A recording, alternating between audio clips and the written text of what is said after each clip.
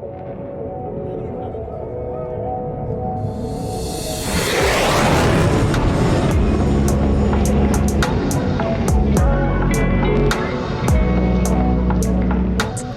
back to Blacksnake Bytes. I'm your host, Tech Sergeant Kathleen LaCorte. Today's episode is a continuation of our discussion with J.P. Smith, the Indiana Reserve Component Transition Assistance Advisor. Last month, in Part 1, we discussed military education benefits with J.P., and this month, we're focusing on military retirement benefits. This is important information for all military members, whether you've been in for 5, 10, or 15 years. So this might be a good episode to bookmark for future reference. Thanks for listening. I hope you enjoy. My job title is transition. So the 4 transitions that I focus on are when they leave the service for their initial enlistment, any medical separations, pre and post deployments, yellow ribbons, and then retirement. And I tell people you need to be preparing for those transitions years before they happen. Right. So if you're a brand new service member that joined for 6 years, you should already be planning for ETS. Right? What do I need to accomplish prior to my 6 years? What am I going to lose at the 6 years? What am I going to gain at the 6 years? You can never plan for medical retirement, but retirement in general. I mean, you need to be planning that stuff out, and especially if you're within 5 years of retirement and you haven't reached out to the transition assist advisor, shame on you. Just shame on you. Are you comfortable being my test dummy? Yes, I'll be your test dummy. All right. So that's the best way to learn. Okay. So I'm just going to assume other people that listen to this podcast are veterans or service members, obviously. Yes. So do you currently have a rating? I do not. You do not. And are you currently drilling? Yes, I am. And I'm also on Title 32 orders. And you're on Title 32? Yes. Okay. So Title 32, so you're getting active duty pay? Yes. Okay. That's great, because that's the next thing I was going to ask you. All right. So how long have you been, but you said you were active duty? You said I was Army? 10, 11 years in the Army, but it was the Army Reserves. Okay. So I've never been So active. you transferred from one branch to another. Well, Right. let's just, how many years have you been in total so far? So this year, it'll be 19 years. Yeah. 19 years, and Yes. you do not have a disability rating? No. Okay, so let me ask you another question. Okay. Do you have any medical or mental health issues at all, no matter how minor, that you think might have been caused by the military? Oh, yes, for sure. Obviously. Yes. Right. Okay. So now let me ask you, why have you not done a disability rating yet? I think because I, number one, don't understand the VA very well. Okay. Number two, I think I was afraid that it would affect my career. Number three, probably just haven't taken the time to figure it out yet. Yeah. You pretty much are you're my arch nemesis. You're the reason I have a job. Yes. Right. So, Okay. and the other reasons are, well, I don't have combat time. I'm not a Purple Heart. I don't think I deserve it. I don't want to take it away from anybody. I don't want to take advantage of a system. Yeah. I hear it all. Those, in other words, you're just saying you're lazy. Okay, let's just be very honest. You're just lazy. Yes. And not very intelligent. There is that All right, perception. so don't take that personal. Just take it professional. Okay. All right. So because none of those justify not having a disability claim. All right. So you're a standard person that just doesn't know or doesn't think they have issues. Now, of course, if you have no medical or mental health issues that you think are directly responsible caused by the military, then, of course, you can't file a claim because you don't have any persistent issues caused by the military. All right. Now, in your case, how long have you been on Title 32?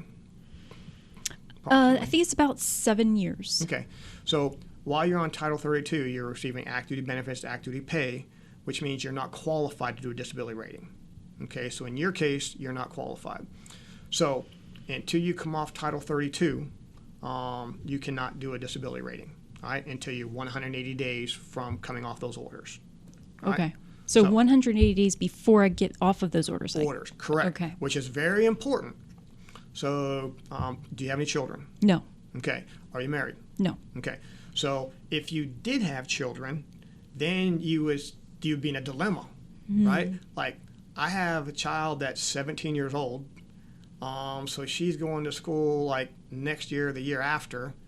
And I didn't qualify for post 9/11, so I have no benefits to give to her.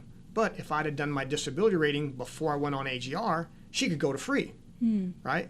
So you're in a boat where because you procrastinated, all right, and if you had a child, you lose out on that program.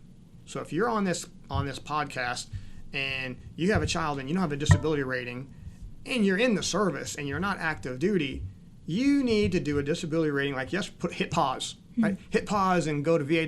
Go to your disability rating. Yes. So so that's a scenario. If they're on active duty, which includes AGR, ADOS, deployment, AT. Well, those are weird because obviously within 180 days of separating. But you can't do a claim. But so everybody else, they need to, if they have any medical or mental health issue that thinks is service connected, they need to go ahead and initiate a disability claim. All right? Okay. Now, who would I say probably shouldn't do a disability claim? So if you have something that's wrong with you that you've never gone to the doctor for before, and now you're going to do a disability claim, so you're going to have to go get that stuff documented, and you're going to, let's say, have to go to MEPS to go active duty. Like you're in the Reserve Guard and your goal is to go active duty, go OCS or something. You're going to have to pass this physical. And again, if you have medical records that are going to prevent you from being qualified, you're not going to be qualified. Right. So, and I hate talking about lying, cheating, stealing, but if you've never been to the doctor before and they ask you the questions, you've never been to the doctor for it, so you can't really say that you have it because you haven't been diagnosed with it. So again, it's really getting into a gray area, but that's the only time that I would say, listen, if you're getting ready to apply for something that's very medically restricted, stringent, and you've never been treated for anything yet, now's probably not the time to do your claim. Right. That makes sense. But if you have those issues, let's talk about, being honest and upfront. If you're going to go into law enforcement and, you're suicidal and you're thinking about harming yourself and others, that's a huge issue. So again, get treated, get taken care of, and you're probably not going to be qualified for law enforcement, but then do your disability claim so you get compensated for it if it was caused by the military. So again, a complex answer, but in most cases, if you're doing your job and you don't have any issues that are going to prevent you from doing your job. Remember, you have how many people in the military have profiles, right? Yeah. Yeah. Or Yeah, profiles suck it up. Right. Okay, you got a bad knee. Okay, you can't run, but you're still going to stay in the Army or stay in the Air Force or whatever. That's a profile, right? And if that profile was caused by something you did at drill or on active duty, that's a disability rating. So if you have a profile that was caused by something in the military and you don't have a disability rating, you're probably giving up on the average of about $500 a month. And I ride motorcycles, so I could use that to buy a new motorcycle. So if you don't want that $500, I can take care of that for you. That's right. All right. So in other words, in most cases, and if you want to reach out to me and kind of run those things by me, but in most cases, if you have a disability issue, you should do a disability claim. So how would you go about doing a disability claim? What are the steps? So first of all, you can do it all yourself. Okay. So everything is on va.gov now. So you can literally, again, log on to va.gov, go to disability, start a claim, upload some documents, claim some stuff, and hit send, and you start the process. All right. Now that I've said that, I want to highly emphasize that you never do that because you could do it wrong. You could miss some things. And the first time you do it, you want to really throw everything against the wall. And the main reason is there are paid professionals out there that are paid to do it for you for free, and they're the experts. So why try to willy-nilly it on your own whenever you can just go to a VSO, a veteran service officer, and they'll do it for you for free, and that's their job. How do you find a veteran service officer? So you can Google it. You can call your local county. So there's 4 agencies that I recommend, all right? So the 4 agencies that I recommend, the first one, because since we're talking about Indiana, so every county in the state of Indiana has a county veteran service officer. So these are certified and trained professionals for free that the county and the state pay for to help you file a disability claim. And they're usually located at the county building or in the proximity of the county building. Okay. All right, so that's the easiest one. Then the two big national ones are the VFW and the American Legion. So again, just Google search American Legion, VFW, VSO, so Veteran Service Officer, nearest me, and the information will come right up. All right? You do not have to be a member of the VFW or the American Legion to use the VSO. All right, so that's not a problem. But make sure if you reach out to the VSO or the American Legion that you don't say, hey, I need somebody to help me with my disability rating, because you'll get that old retired E7 with a cigar and a Jack Daniels, and they'll help you like nobody else, right? But they're not the VSO, so they can't actually do your claim for you, so you should go to the VSO. Okay. All right? And then the third one that I recommend is the DAV, Disabled American Veterans. So those are 4 nationally certified free organizations that do them for you. So what's the first step? Just call them and set up an appointment, and they will basically walk the dog with you. All right. Now, I hear people sometimes complain about different VSOs. So just like any other job, there are people that are just better at their job than other people. Right. All right. What you need to understand is if you go talk to a veteran service officer and you just don't jive, right? Mm-hmm. Something's going on, right? Mm-hmm. Either you're not feeling it or you can't get in there early enough. It's no problem. Just thank them and call the next person on the list. Okay. Right? So just don't take it personal. Just Mm-hmm. don't let that stop you. That's the key. Right. But yeah, you just reach out to them. So, but what is my forte? So all these VSOs, they're all overworked and underpaid. There's no doubt about it. So if you can be more prepared when you reach out to them, it's going to make their job so much easier and quicker that just by human nature, you're going to get faster, quicker service because you're prepared, you're locked and cocked, you're ready to go. They don't have to sit down there and give you a 1-hour briefing on disability. They can say, hey, what are you going to claim? I'm claiming these things. What documents do you have? Oh, you're missing some stuff. Don't get this. Have you ever thought about that? Oh, yeah, let me claim that. Boom, boom, boom. Put it together, and it's gone. So the more prepared you are when you reach out to them, probably the smoother and the more beneficial it's going to be for you. So that's my advice for the initial steps. Okay. All right. So what you need to know, well, first of all, if we're talking to anybody that's currently in the service, reserve or the guard, that's not on active duty, or anybody that is even contemplating, so anybody except active duty. So if you're currently on active duty to include AGR, or you already have a claim in the process. So everybody else, you need to hit pause and go to va.gov, go to the 1-800 number and call the VA information number, which is 1-800-827-1000, 1-800-827-1000, and one of the options will be VA disability. You're going to click that number, and somebody's going to answer the phone, and all you're going to do, you're going to say, could you please initiate my letter of intent to file while we're on the phone? So it's letter of intent to file. Okay. Letter of intent to file. You're not going to have to answer any questions about your disability. They're just going to ask you your personal data, and they're basically going to timestamp your record. So if you don't know what letter of intent to file does for you, it starts your back pay. Because it may take you 6 months, even up to 12 months to get all your documents together before you submit. The cool thing about that letter of intent to file is if you don't do the letter of intent to file, the date you submit 12 months from now, if it gets approved 6 months from that, your back pay will go to the day you submitted your packet. Okay. If you do a letter of intent to file, that whole 12 months it takes you to submit your packet, then 6 months to get it approved, your first paycheck is going to be 18 times because you're going to get 18 months back pay. That is really important. It's extremely important. Yes. Plus, it's good for 12 months, so up to 12 months. So just by taking that one step of calling 1-800-827-1000, hey, can you do my letter of intent to file on the phone? It's going to make you hundreds of dollars because it's going to take you at least a month or 2 months just to get your paperwork together. So just make the phone call. Even if you're not sure, even if you don't know if you want to do an appeal, just do it because you got 12 months to change your mind, and it's no negative. It doesn't cost you any money. So if you do decide to do it within the next 12 months, you just got that extra 12 months of back pay. So that's step one is the 1-800 number. Then it's up to you when you reach out to the VSO. So again, the more prepared you are when you reach out to them, probably the better it's going to go. But you may just be totally confused and just, I just want to go now and just talk to an expert right now.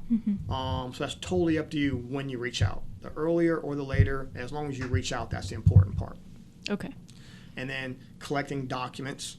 So the problem, if we're talking to veterans that are out of the service, or we're talking to Reserve Guard members that didn't ever go to sick call, they don't have line of duty investigations, they just sucked it up, which most of us do. Right.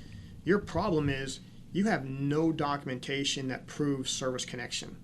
That is the Achilles heel for everybody that's out of the service or anybody that's in the Reserve and Guard, is you never went to sick call, you never went to the doctor while you were on orders, so you have no documentation. So how is Uncle Sam going to approve you as a disability when you never complained about it and you never went to the doctor while you're in?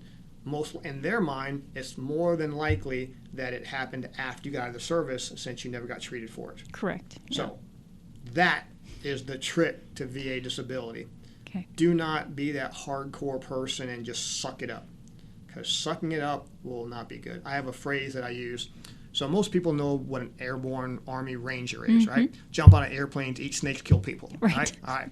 So they would never go to sick call. They got a broken leg, they're just going to put tape on it and drive on, right? And then you've got what we call sick call ranger. Just that person that just lives at sick call, getting out of all the road marches. They just live there. They just always on profile, just a sick call ranger. Yes. All right. 20 years later, that ranger gets an MSM.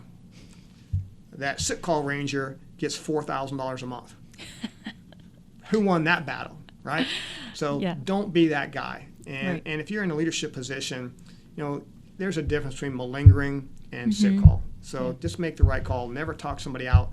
Go on and get treatment, get documented, because you're really hurting them in the long run. Yeah, and injuries can pile up on top of each other as well if you don't take care of them. I can tell you, being older than not, that sore knee and ankle you have is not getting better. No. All right, it's only going to get worse. Right. So the longer you wait, and the longer you wait to document it, the harder it is to document. So when people say document, they just mean go to the doctor. All right. So the problem is if you're Reserve and Guard, and something happens to you at drill, something minor, but you don't tell anybody about it, you don't go try to get an LOD or something, and then you get treated, the week later, again, is it really service connected? How are you going to prove it's service connected? So if anything happens to you while you're at drill, while you're on AT, while you're on deployment, let your chain of command know and go to sick call, all right? Or go to your personal doctor. Doesn't matter. You don't have to go to the VA. You don't have to go to sick call. Any doctor you go to while you're on orders, if it's an incident, is going to be service connected. Okay. So that's very important. So there's 3 things you have to have for everything that you claim. We just talked about the first one, which is a nexus, which is the event or the document that proves your diagnosis is service connected. The second one is an actual diagnosis. So you'll never get a disability claim for a bad back or a bad knee. Those are not diagnoses. So you have to go to the doctor, not only get treated for a sore knee, but you got to find out what's causing the sore knee, all right? And then the third thing is you have to have conditions, or a lot of people will call it symptoms. And they have to be persistent and reoccurring and still have them. It's like if you had a broken leg and it healed and you have no problem with it and you go apply for disability and they say, what's wrong with it? And you say, well, nothing's wrong with it. You're probably going to get disapproved because you don't have a disability. You have nothing wrong with it. Right. So the nexus, service connection, the actual diagnosis, and then the conditions or symptoms. So if you want to take disability to the graduate level, if you want to know what the trick is to VA disability, it's most people will it'll be service connected or not service connected. So that's either you got it or you don't. And we'll talk about some exceptions to that. And then a diagnosis, if you got something serious wrong with you, the doctor is probably going to give you a diagnosis, right? The conditions are what determine what percentage you're going to get. Like we talked about the 0 to 100%. And people will just say, well, my knee really, really, really hurts really, really bad. So if it hurts a little bit, I should get 10%. If it hurts a lot, I should get 20%. If it hurts really, really bad, I should get 100%. Right. Makes no sense at all. All right? That's not how it works. Okay. But that's how people associate their rating is based on how much pain is associated with it. And in most cases, pain is 10%. Check. Okay, but it hurts really, really bad. Ooh, 10%. Check. All right? And again, these are exaggerations just to get the point across. the 0% disability rating. How does that happen? What does that mean? So, as an example, everything that you claim for a disability has a minimum rating and a maximum rating. A number of them have a minimum rating of a 0. So in other words, we'll use one most popular example is hearing. So if you apply for a disability for loss of hearing, I'll use 90%. So most people will get approved for hearing if they have a significant a number of hearing loss, and it's all based on the audibles. But it's a 0%. To get a 10% hearing loss, you're getting pretty close almost to deaf. Deaf. Yeah, I won't say deaf, but you're getting pretty close. All right. Okay. So when I do hear people say I got a 10% hearing loss, 10% disability for hearing loss, I know that they're just misspoken. What they really have, they have tinnitus. So that's ringing of the ears. So when they say I have 10% for hearing loss and they can communicate with me, I know that they really have a 10% for tinnitus. I try not to correct them, but I let them know. Yeah. So what that means is, yes, you have a disability that was caused by military service, and you're going to get medical care for that disability through the VA 100% free for the rest of your life. But it wasn't significant enough or impairing enough to justify financial money. In other words, you're not going to get any money for it. So a 0% means you get all the benefits of being a disabled veteran, but you don't get paid any money for that disability rating. That's the only difference. Okay. So the regulation that covers disability is CFR 38. So that's just the reg that covers it. And then there's a section called Section 4 is what the raters use. It's a list of like over 900 diagnoses, and they'll look up the diagnosis that you claim for that you have the other two things, and it'll say to get a 0%, you need these symptoms. To get a 10%, you need these symptoms. To get 30%, these symptoms. It'll tell you what the max is. Like for most joints, like the max is 30%. And again, these are all general statements, so don't hold my feet to the fire. All right. Mm-hmm. So, so basically, like pain is 10%, severe pain, loss of range of motion, loss of strength is like 20%, and then a surgery we'll say is like a 30%. And again, those are vague statements. All right. So if all of your documents you keep telling a doctor how bad your knee hurts, you're not checking the box on that 30%. So what you need to do is like, okay, I've been diagnosed with a mild strained tendon, all right, in my knee. So you go to knee, you go to ACL, whatever the diagnosis is, and you read all the different symptoms, and you write down the symptoms that you have. And when you're doing that, you'll see the highest one is, we'll say 20%. So if that's the highest symptom you have, you know you're not going to get higher than 20% because you don't meet the next criteria. So right there you can write down my goal for my knee is 20% because that's what the reg says. All right. Now you've got those three symptoms that qualify you that you say you have. Now you go to your medical records for your knee and you're looking for loss of range of motion of at least 6 degrees. All right. And if that ortho guy or your doctor's never checked range of motion, guess what? You're not getting 20% because you've never been checked. Even though you say, man, my knee doesn't move the whole way, is it in your records? So now what I call that's your homework assignment. So now you know if you really think you have loss of range of motion, make an appointment to go back to any doctor, preferably your ortho, and say, hey, I'm having difficulty, straightening and moving my knee. Can you check my range of motion? He checks it and it says loss of range of motion 8 degrees, more than 6. Bam, you take that medical record, you put it in your file, you're done. You know you're getting 20%. So it's that simple. So you want apples to apples. So the easier you make it for the rater to do apples to apples, the more likely you are to get that rating. So when somebody says, well, I put in for this and I think I should have got 30%, but they only gave me 10%, it's real simple. That's because you didn't meet that criteria. So there's definitely some pre-homework that needs to be done. If you want to be proficient at it. That's right. Or you can just throw it against the wall. And see what wait sticks. 6 months, it comes back, start the whole process over again, then wait 6 more months when all you had to do was just read CFR 38 Part 4, see what the requirements are, and if you think you meet that, go get it documented. Right? That would be so much easier and faster. Yeah, that's what you get when you talk to a professional that knows the process. Okay. So that's the difference. So while I'm talking about CFR 38 Part 4, I'm not trying to advertise this, but first of all, it's a medical reg, it's a government reg, it's a military reg, and it's a legal document all mixed together. So I'm a tanker in the Army. I'm not smart enough to read that reg. All right? So there's a website I'm going to give you that what they must have done, they must have gone to AI and said, hey, AI, take CFR 38 Part 4 and write it at tanker level, third grade level. So you can just go to this website, type in a diagnosis, and it'll tell you in bullet statements, 0% this, 10% this, 20% that. It's just so simple. So that website, if you want to look at it, okay, is Veterans Benefits KB. So it's Veterans with an S, Benefits with an S, and then Kilo Bravo, KB.com. So VeteransBenefitsKB.com, and KB stands for Knowledge Base. And I think it's a legal firm that actually does disability claims for people. So you don't have to sign up for them. You don't want to give them your information. I highly recommend you don't go to attorneys, and we'll talk about that in a second. But you can use that website, and on the left side, the first tab is Master Condition List. So Master Condition List. So remember, condition, symptoms. So that's what we're looking for.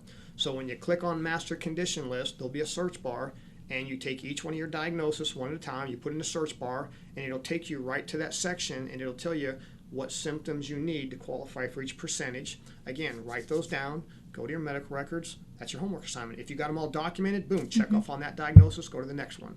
So you do that for every one of your diagnoses, and this list of things you don't have, that's how you create your homework assignment. Because when you go talk to the VSO, he's going to say, okay, we have documentation on it, and if you say no, it's like, okay, well, come back when you have it. So again, there's some advantages of going early, and there's some disadvantages of going early. It's totally up to you.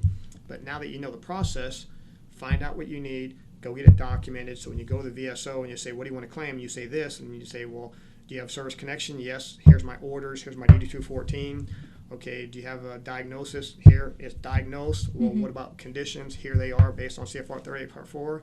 He's probably going to buy you some coffee, and he's going to submit your packet, and you're going to get almost exactly what you put in for.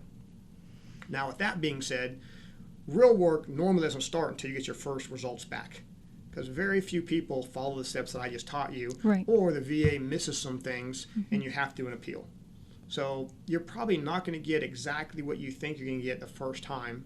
So just understand that you're probably going to have to appeal at least one time before you get what you're looking for, unless you're very meticulous at the documentation and the verbiage that you want.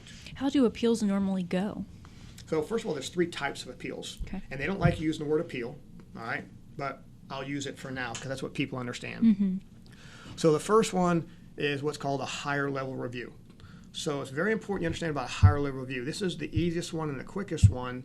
But what this is, hey, VA, you sent me the letter back, and the things that you said I didn't have or I didn't qualify for, I've read and I've looked at it and I've looked at my record, and they're in there. So you either missed them or I think you misinterpreted them. So I want to talk to your supervisor, and I want to draw his attention to the fact that what you're looking for is in there. So in other words, you cannot talk about or submit anything that's not already in the packet. So this is basically, I think you missed something. Can I talk to the supervisor or just show them that? That's a higher level review. The next one is a supplemental.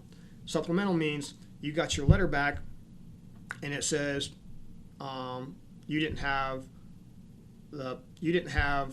loss of range of motion, so you only got 10%. And you're like, I know I've got loss of range of motion, but you're right, I never went to the doctor for it. So you have to go to the doctor, get that document, so you're adding supplemental documents. So you're adding evidence to a supplemental claim. So that's that. Okay. And then the last one is judicial review, and that's where you're actually going in front of a judge. The timeline for that right now is like 5 to 8 years. So that's obviously your last resort, all right? So, but those are the 3 general appeals. So the higher level review, supplemental, and the judicial are the 3 general appeals that they would do. Okay. And all you do is just do another claim, basically. And just, if you do that within 12 months, I like using the word, it's live. It hasn't been adjudicated yet. So if you get your letter back and you don't agree with it, you have 12 months to, we'll say, appeal it. And if you do that, in most cases, I always say most cases, there's exceptions to everything, your back pay will not only go back to when you did the appeal, not only when you submitted the packet, but all the way back to your initial letter of intent to file. So, but the key is if you let it go over 12 months, then it becomes adjudicated, and then you have to do what's called a new claim, not an initial claim, but a new claim, which means you don't get back pay in most cases. Okay. So it's important to act on it immediately. 12 months. Yeah, don't wait to 12 months. Don't procrastinate. Don't wait 19 years. All right? That's right. So, yeah. Don't follow my example. Yeah, exactly. So when in doubt, appeal it within 12 months. Keep it live. Send some new document, And again, there are some situations when after you might appeal it for like 3 years, but the issue that caused you to meet that criteria, you might have gone back to the doctor during that time. So you're not going to get 3 years back pay. It'll just be backdated to the date of the event that qualified you for that percentage. That's what happened to me. Mm-hmm. So I had a 70% and I was trying to get my 100%, and I fought it for like 3 years, and I kept going back to the doctor, and finally the doctor said, yes, at this point you have this issue. Mm-hmm. So here I thought I was going to get 3 years of back pay, and I only got like 4 months because that was the date that I met the criteria. So even though you're approved for a certain percentage, what you're saying is at some point, if that initial injury is aggravated even more, you can go back and get a higher percentage as well. Yeah. So once it becomes service connected, as it gets worse, it doesn't matter what caused it within reason. Right. You can put in for a higher rating. Okay. Like knees and backs and shoulders. That's normally the case for those. Okay. And so once you're approved for a disability rating, what happens after that? So remember, a disability rating is nothing more than Uncle Sam saying, hey, we got you. You're medically covered. Mm-hmm. So in general, that's what a disability claim is. You're a disabled veteran, so you get the benefits associated with that disability. Okay. And the main thing is that whatever you got approved for with 0% or higher for the rest of your life, you can go to the VA for care for that. Total cost free, no copays, no prescription, no nothing. That's if you go to the VA, it's 100% paid for. There's some things you want to know about VA disability is if you get a 50% or higher, you're priority 1, and all of your medical care now is covered by the VA. Yeah, for you. So 50% or higher, you're covered for everything. Lower than 50%, just those issues are covered. And again, there's other, if you've been in the service so long, if you have this, you get VA care, and some of them are copay, some of them are lower priority. So VA healthcare, that's a whole different animal. All right, so remember, all these things I'm telling you are general statements. There's more peeling of the onion with little things. So if there's people out there that say, hey, he didn't say this, or what about that, or I gotcha. You only have a certain amount of time. Right. I'm covering the 1,000-foot level. Mm-hmm. Yeah, and if you want to peel the onion back, feel free to reach out to me, and we'll peel the onion back. Okay. So, yeah, VA healthcare is it's a behemoth. monster. Yes. It's a monster. But in general, if you're 50% or higher, you're covered for everything, not just for your VA disabilities, for the rest of your life. For yourself. Okay. So, and then, of course, there's money that's associated with it. So, that's kind of a big deal. So, and the numbers change, but I think like 10% is, and again, everything went up again 1 October. So 10% is like $180. I think 30% is getting close to $500. So, and if you did 20 years in the military, the average I see from around all the sites, average like 50 to 70% disability rating. If you've done 20 years in service, you probably got some stuff going on, right? So yeah, I think 50% is like $1,000 a month, tax-free. That's tax-free. For the rest of your life. Wow. And it goes up with cost of living. So it doesn't depreciate year over year. So that's a significant financial incentive. It is. And of course, obviously, you don't need that $1,000 because you waited 19 years to do it. So again, a real life story. So one of my best friends, Sergeant Major, we retired together about 20 years ago now. And for 20 years, I've been telling him to do a disability rating. And he was SF and some other stuff. He's got some stuff going on. And finally, we're doing briefings, and I figured out the math. I just assumed he was going to get about 70 or 80% minimum, and that's about $2,000 a month, and he's been out for 20 years. So that's basically $25,000 times 20. I think it was like $750,000. Don't hold me to that, but it's like $500,000 to $700,000. And I know his wife, and I'm like, I'm going to tell your wife that you've given up $500,000 if you don't do your disability claim. He's like, please don't tell my wife, I'll do my claim. So, yeah, and he just did it, and he got 80%.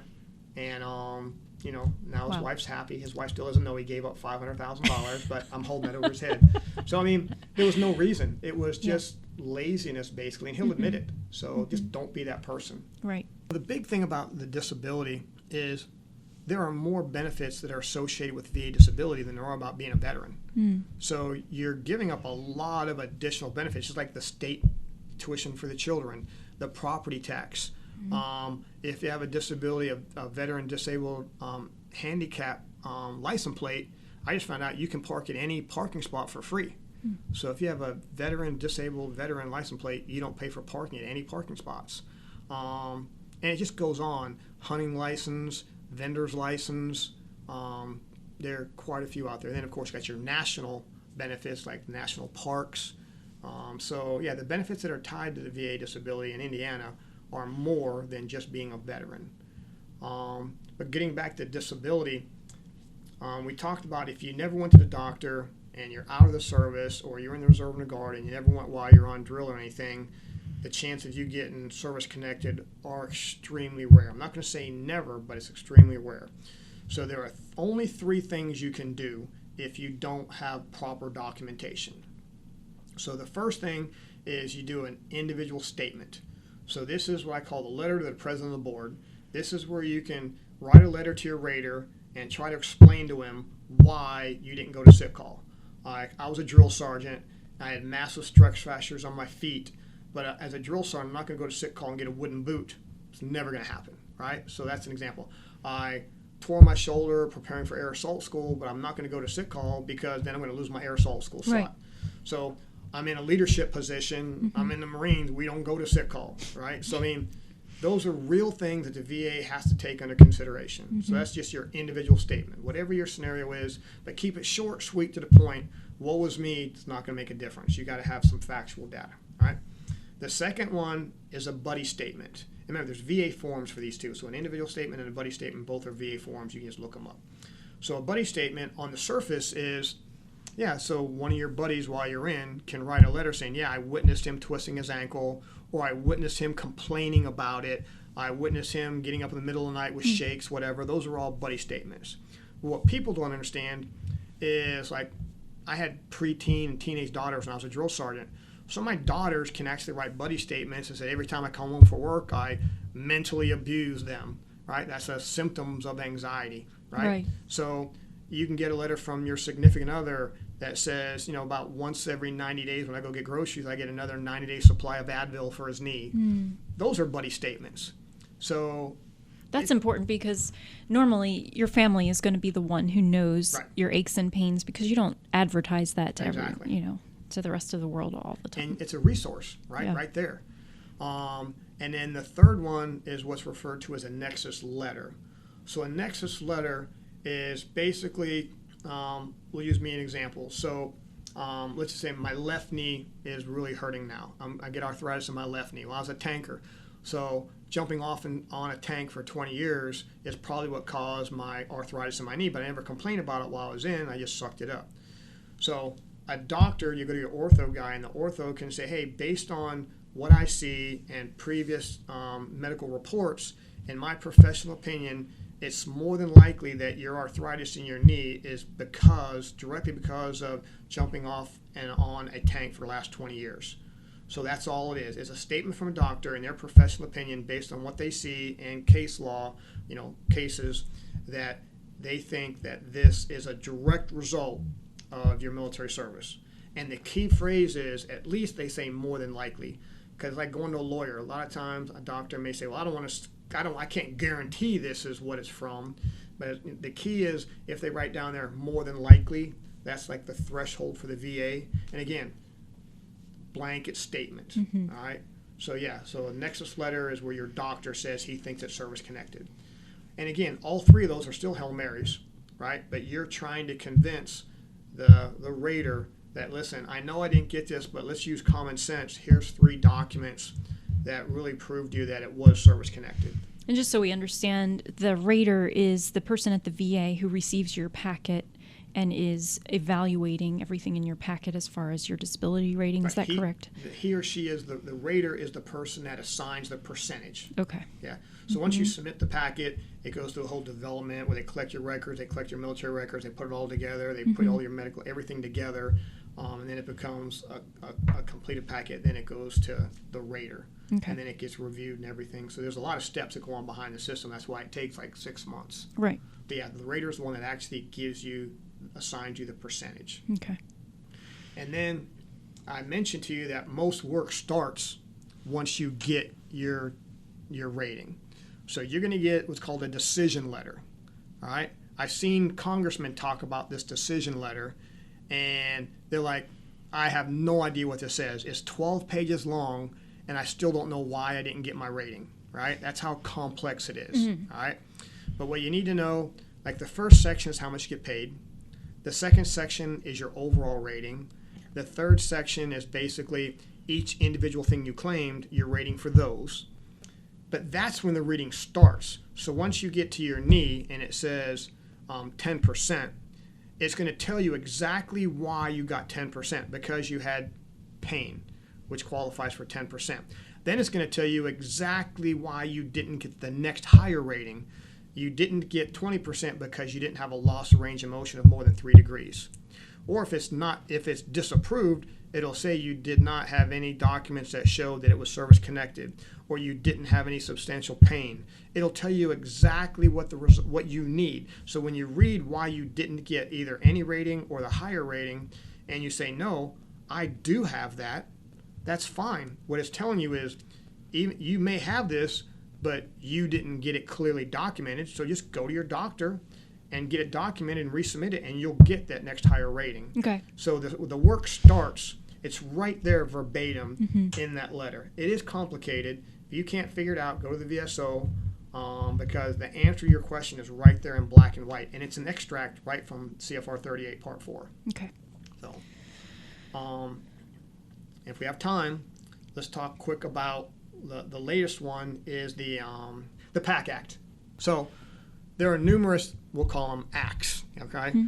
So basically the VA and doctors and military people get together and they say, hey, if somebody was in this area during this time, usually a deployment, there's a possibility that sometime either currently or in the future they may develop these diagnoses. I do fit in that category. I was in Africa. Okay, so, yes. So there you go. So that there's a list. So what that is, there's a list of diagnoses that they've all agreed that there's just a chance that at some point in your life you might create one of those. You might get diagnosed with one of those.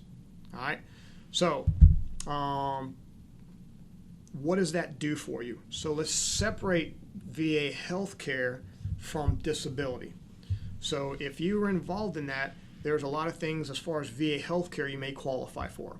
All right. So if you want to qualify for that stuff, you need to sign up for the PAC Act, do the questionnaire, get the exams and everything, so that you're enrolled in this process that can potentially help you get treatment or prepare you and screen you for the future. All right. So that's healthcare. We're not talking about healthcare right now. We're talking about disability. All right. So what does the PAC Act do for you, or the hazardous air, or the Agent Orange? What does that do for you? The only thing it does is it removes one requirement for disability.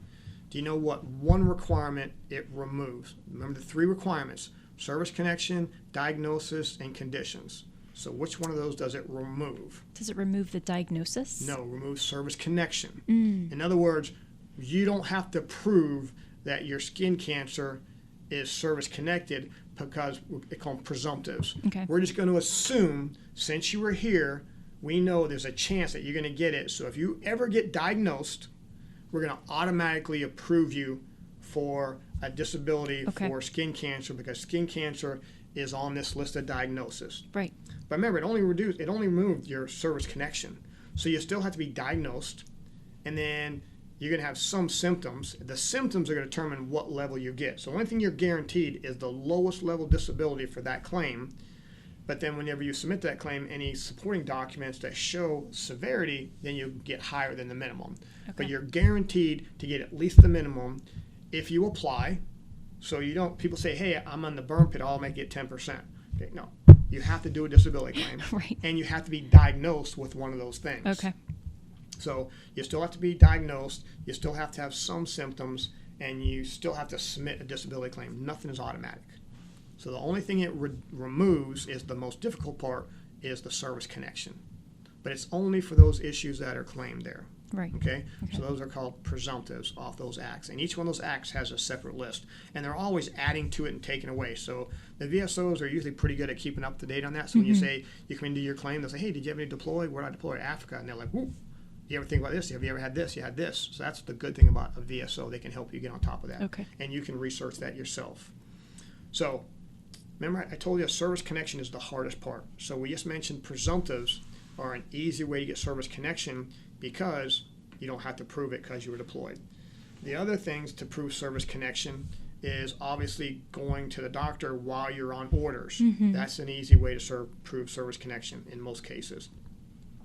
But there's another one, it's called secondary. This is like the best kept secret in VA disability. So what is a secondary? So a secondary, well, use me as an example. So I have a blown ACL. I jumped off my tank, blew out my knee. So I have a disability from my right knee. Now I told you now I'm a lot older and my left knee, I'm having problems with my left knee. So technically I can do a disability claim on my left knee because I get diagnosed with mild arthritis. I have loss of range of motion, but I had no problem with it while I was in the Army, so it's not service connected. But since it was caused by a disability, so because my right knee is bad, I have to overcompensate by using my left knee. This right knee arthritis is secondary to my right knee, and that's a VA disability. Okay. So don't have to prove service connection at all because it's connected to another disability. How does this, even a bigger picture?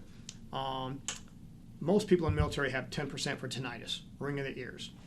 Okay. Well, what are the symptoms from tinnitus? Ringing of the ears, difficulty sleeping, migraines. So now you never complain about migraines ever in your life. You're out of the service and your tinnitus is so bad that you're getting migraines. Now you can claim disability from migraines even though you never complained about it, you never documented it, but it's being caused by your tinnitus, which is a disability. That's what secondary is. Okay. So you don't have to prove service connection at all, which is the biggest obstacle. So presumptives, service connection, and then secondary.